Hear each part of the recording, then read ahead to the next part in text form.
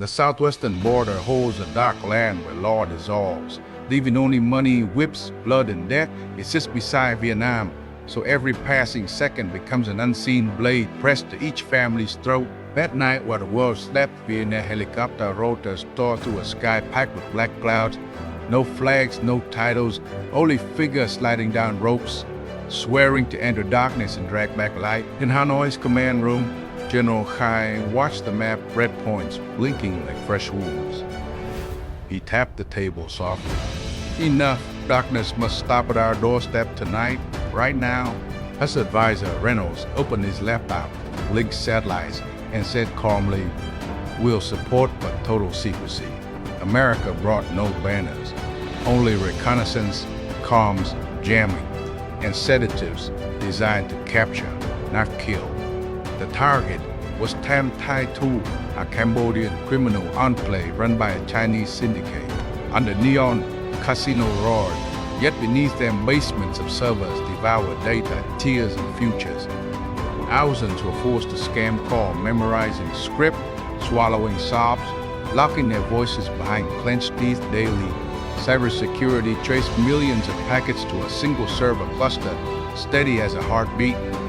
Each stolen bank account was an invisible bullet-piercing trust, making the border feel heavy as stone. General Khai signed Operation Fireheart, not to seize land, only to cut the malignant tumor beside Vietnam. Three-pronged move. Commandos to land, engineers to freeze data, medics ready to save victims.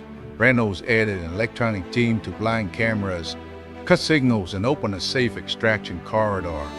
Lieutenant Minh, Fireheart leader, checked ropes, stun guns, plastic cuffs, eyes unblinking for hours. He warned, no firing unless necessary. We end this cleanly, without revenge or spectacle. At a Mekong base, 16 stealth helicopters lifted off, flying low like fish skimming river skin. American Huaweis guided them, streaming infrared imagery, every rooftop sharp as a cold blueprint. Tam Thai Tu burned in the night like red coal, but its smoke was muffled screams. At 2:40, ropes dropped onto 4 data towers. Soldiers slid fast, nobody breathing loudly. Tech team mounted cutoff devices. A green blink, and the whole district drowned in thick darkness. Nightclub music died mid-beat. Casino screens went black. Guards blinked, thinking it was a power trip. In that confusion, Fireheart was already inside steel doors, cracking locks as quietly as paper basements opened. Hot server air hitting like breath, red light pulsed like a failing heart. Minh signaled with light, squads split directions, binding technicians before fingers reached keyboards. In Hanoi, engineer land activated backups, sealed exfiltration channels, and froze rivers of digital money. The OSINT team delivered pre-built Thai keys, helping Nan Pil camouflage and locate command servers. 3 minutes, then 5 over. 100 suspects restrained, no gunfire, only the click of cuffs. On floor 28, the boss sat inside a steel room, wine still rippling, face turning paper white. He shouted in Chinese, slammed the desk waiting for mercenaries. Get the door bust, the black mask. Minh set a hand on his shoulder, whispering, "It's over. You answer to law today." By 4th block, the operation sealed the compound. Thousands of drives were boxed shockproof and stamped red victims. Locked underground were free, squinting into flashlights, fear loosening as warm voices arrived. Medics gave water, thin blankets, reassurance in Khmer, Vitente, English short sentences, sincerely spoken. Reynolds watched and murmured, "This is victory, no bodies, only lives returning to themselves." In Washington, the Situation Room convened. The report read, Vietnam captured offenders and saved civilians safely. Beijing protested loudly about sovereignty, but images of rescued children hardened every word in their mouths. The UN called a special session. Nations asked each other who dares act and with the least pain. As outrage rose, a silent counterstrike began. Misinformation spread like fire meeting wind. Deepfakes appeared claiming civilians were shot. Passport hate trying to turn rescue into invasion. They aimed to inflate emotion, bury truth, and drown facts under noise and rage. Lens analysts traced origins, released raw Meitei, tons, coordinates. and coup de grace signatures. Smaller channels apologized. Bought posters were dismantled piece by piece, but darkness refused surrender. At dawn, the border alarmed. Armed strangers moved through restricted forests. Ming led 9 scouts. Wives traction, flares ignited. 60 mercenaries were bound without bloodshed. The packs held forged passports from multiple regions. There were jammers, trail maps, and anonymous payment cards loaded with dirty money. General Kai read the report saying, "They want us hot, we stay cold. They want blood." He continued, "We answer with truth, total control, and humanity." The next night, retaliation came as a cyberstorm. 1 million IBs surged our Vietnam systems. Land launched Lotus Union, layered defenses reflecting attacks, guiding Mai into a maze that locked itself. Then the offensive rebounded, overloading controllers, until they cut power to avoid exposing more. 4 hours later, hospitals, banks, government portals stood the only line remained. Lotus Union closes. Inside Tam Thai Tu, SEAL towers became rice and medicine points. Clean water replaced the stench of fear. Vietnamese troops swapped into plain clothes, building clinics, restoring electricity, repairing bridges, like rebuilding home. Khmer villagers feared them at first, then brought bananas, dried fish, and shy smiles as thanks.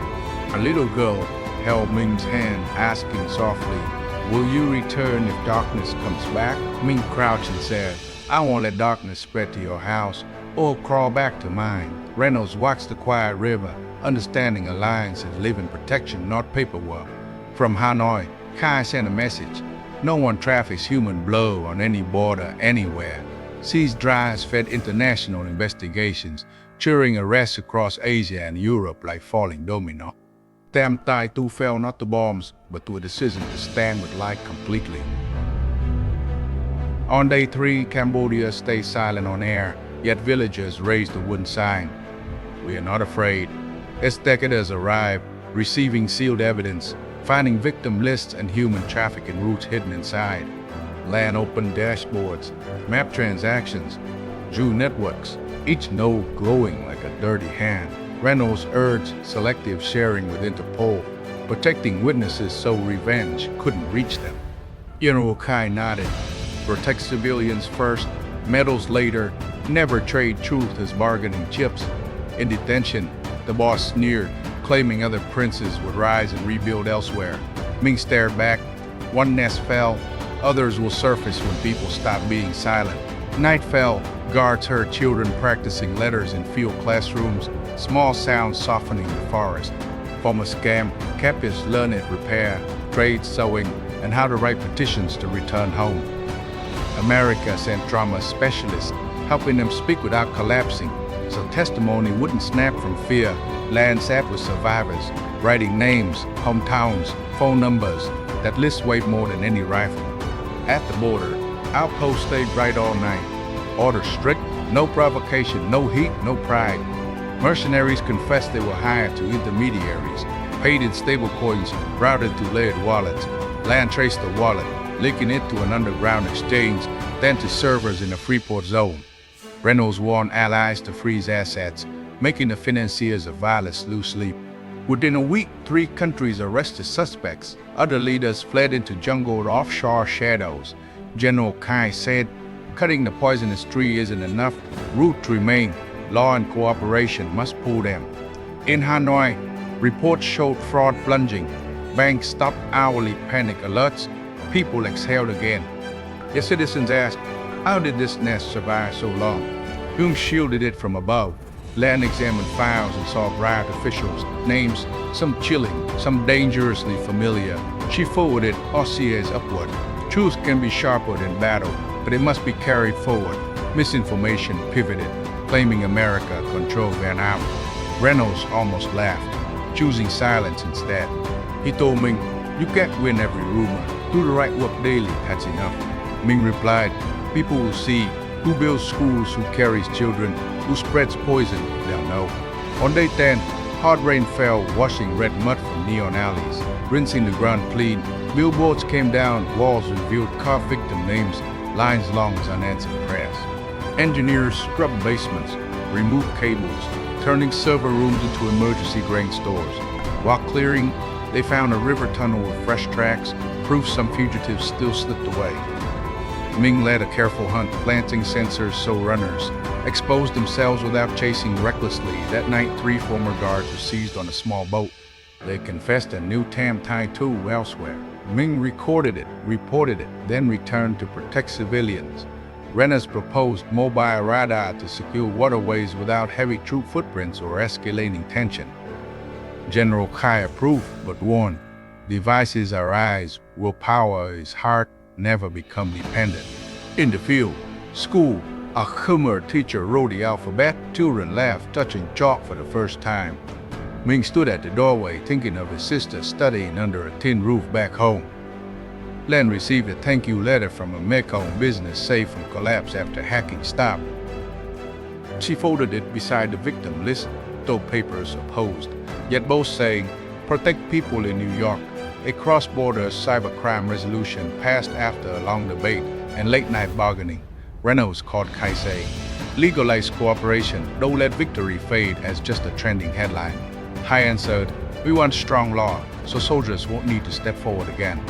In custody, the boss fell silent when victims testified new, describing a father lost to fraud and despair. He looked down, no longer smiling. Sometimes truth melts steel where force cannot. Ming left the room seeing dawn brighten. Justice begins with listening, not with barrels. On day 20, the border alarmed again. This time for international aid convoys requesting passage. General Kai ordered a corridor open. Careful screening, then entry. Light needs many hands to hold. Lan stood on a hill watching people carry medicine and rice to land.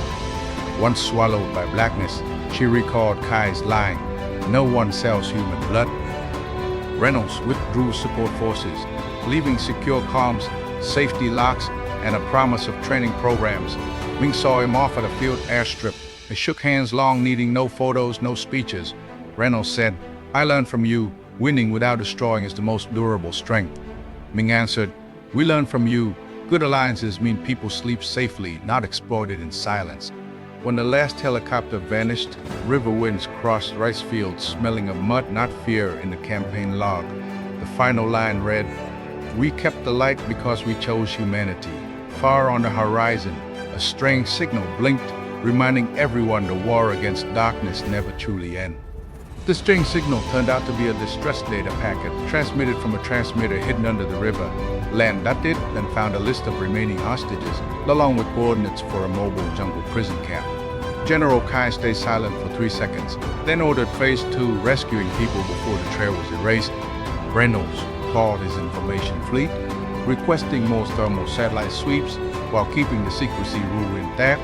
Ming took the coordinates and asked for no extra troops, selecting only 12 elite operators and 1 field medic. Cambodia's sky drizzled. The forest steamed with fog, and each step sank deep, swallowing every breath. They moved on foot through mud using dim red lights, avoiding startled buzz and avoiding guards hearing them. Lotus Union ran in the background, creating false cover traffic, letting reconnaissance signals dissolve into electronic noise. At 3:20, they saw camouflaged tents surrounded by crude tripwires laid hastily during a rushed withdrawal. Ming didn't break the traps by force. He marked a detour, preserving them as evidence. Inside the tents, muffled, crying, dry coughing, and dragging locks sounded like old chains. 2 young guards watched with bloodshot eyes and trembling hands, clearly low-level mercenaries, not true commanders, Ming signaled. A stun shot flashed once, and both bodies folded softly, without blood or screams.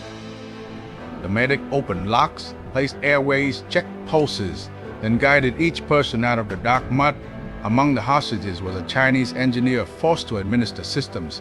His eyes filled with fear. He spoke broken Vietnamese. "I don't want this anymore. They kill people if I dare shut systems down." Lan heard him over the link and told him to remember the backup passcode, the key to the last wall. Reynolds urged witness protection and safe asylum because this network had long reach and longer knives. General Kai agreed, but warned, everything must stay transparent, so nobody turns witnesses into bargaining chips. As they withdrew, flares suddenly lit the forest. The enemy realized the camp had been emptied. Scattered gunfire echoed far away, and nobody returned fire. Ming pulled them along a shallow water route. Baba Iwa dropped infrared light, projecting decoy targets and pulling pursuers off toward boggy ground. 7 minutes later, they boarded a small skiff, drifted into a canal, and vanished like ghosts. Back in safety, hostages ate hot porridge, hands still shaking, but their eyes no longer looked dead. The Chinese engineer named Lak bowed and said, Tam Thai Tu was only a mask for a council. The council was called Tam Diem, 3 bosses, each controlling a domain, money, people, and data. Lak provided passwords. Len opened the backup vault and saw payments linked to shell companies. Some shell names led to Macau, Dubai, and a tax island where dirty money became clean contracts.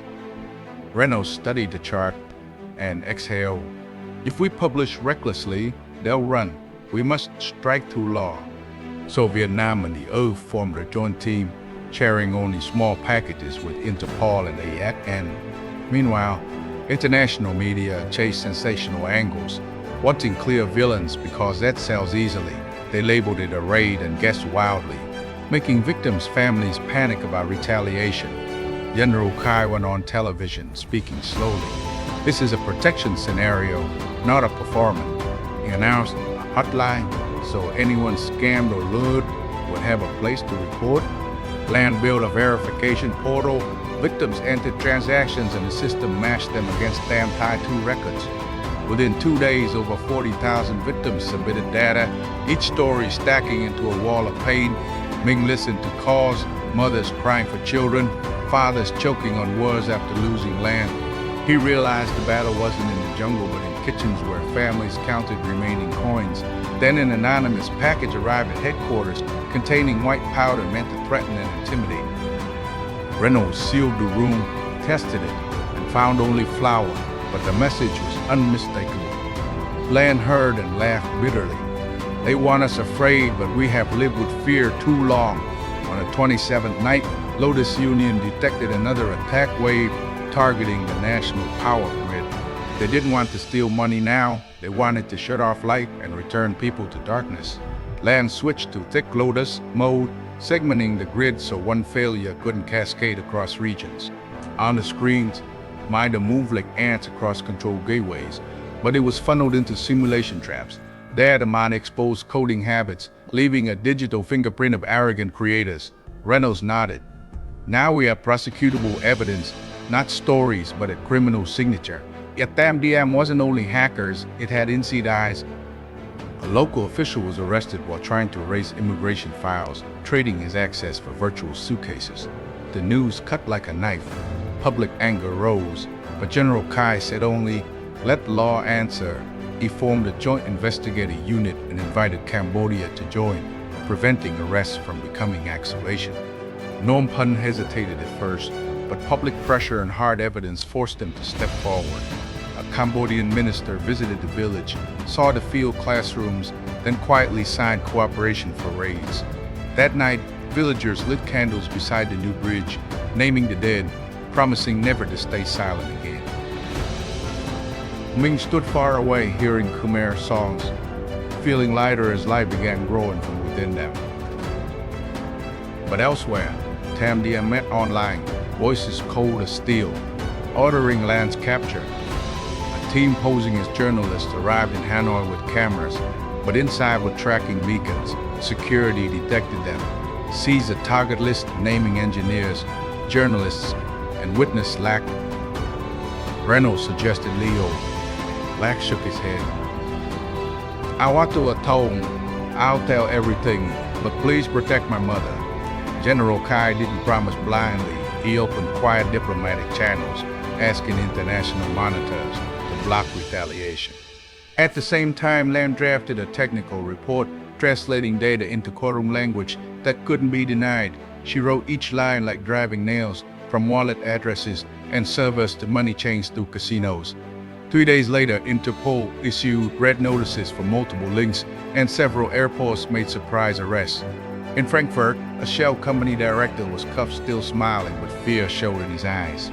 In Singapore, cold storage holding servers was sealed, revealing hundreds of encrypted devices with serial tags. The network shook, but Tam held a final card. Trigger a diplomatic crisis to buy time. They hired fake protesters, staged anti-Vietnam slogans, filmed clips, then blasted them across platforms. Land analyzed frames, found a windshield reflection, and proved the railing was just an empty parking lot. She released the proof, and the Bart army changed tone instantly, like snakes shedding skin.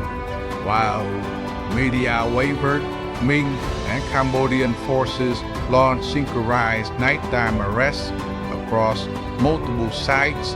They didn't storm civilians, they locked only compounds where victims were held and dirty cash was packaged. The O supported air reconnaissance and thermal imaging, identifying captives.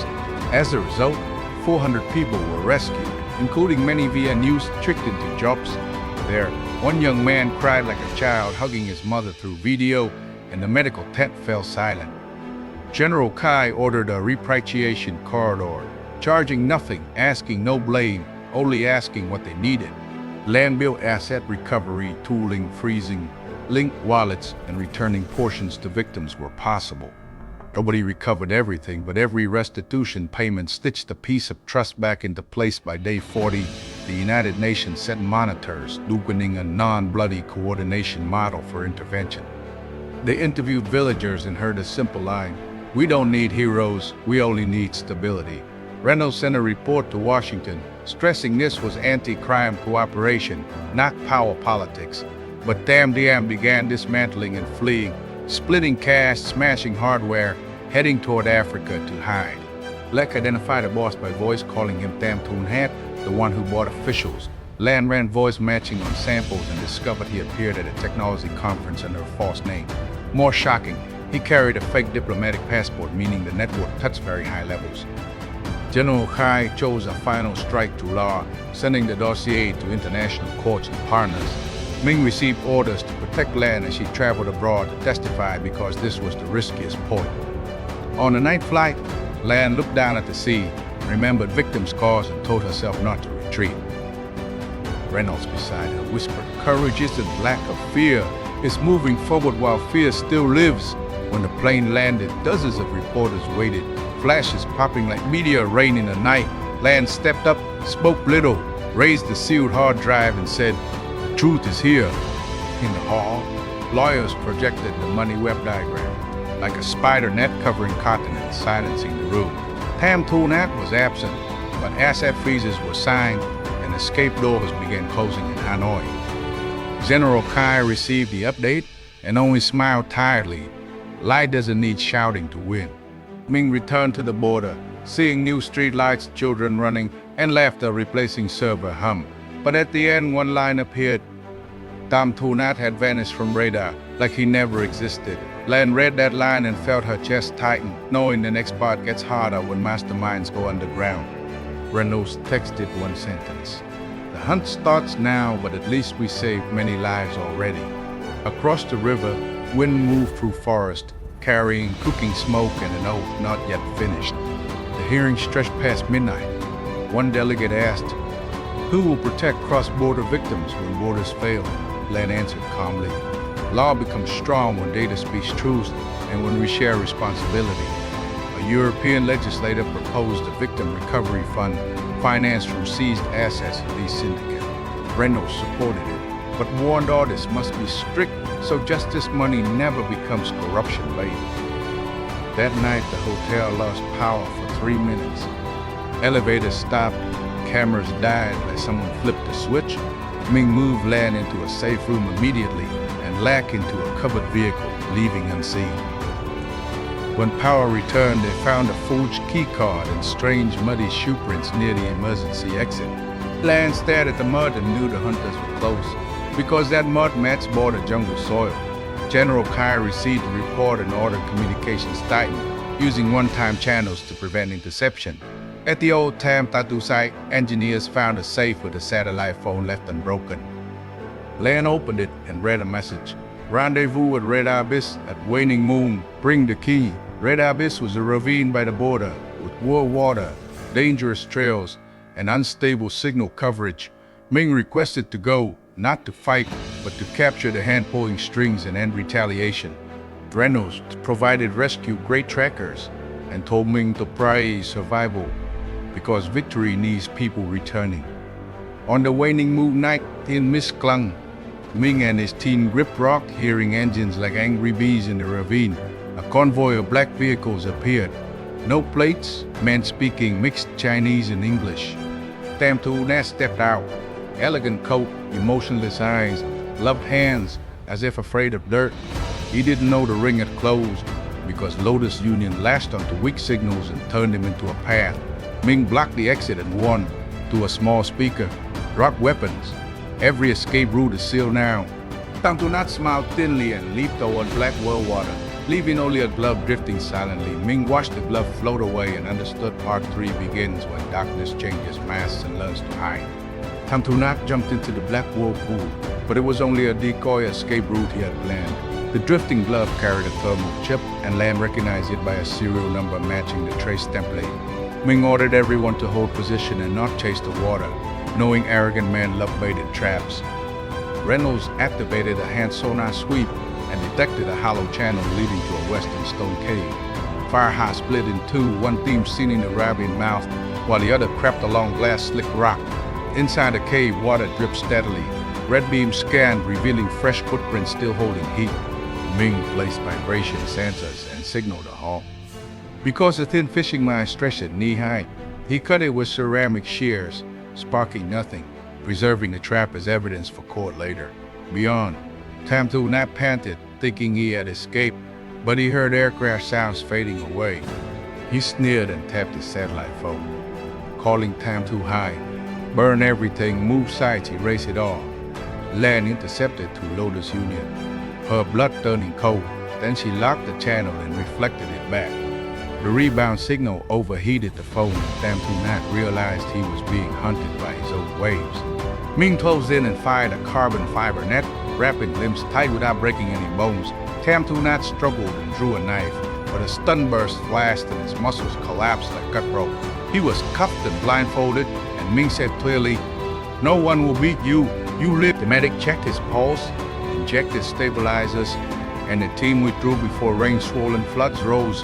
On the way back, helicopters arrived with lights off, only infrared glow skimming treetops and silence in Hanoi. General Kai received the capture report and did not cheer, only closed his eyes and exhaled. He knew the bloodiest battles are restrained, so evil cannot die a martyr and return as legend. Reynolds notified Interpol, quietly urging wallet freezes before Tam Tu could vanish into new routes. Lan opened the evidence vault and attached Tam Tu statement, turning the crime map into a chain. Within 48 hours, 17 offshore accounts were frozen, and 4 aircraft were detained on the runway. In Phnom Penh, Cambodian special units coordinate tightly, raiding remaining hideouts and synchronized strikes.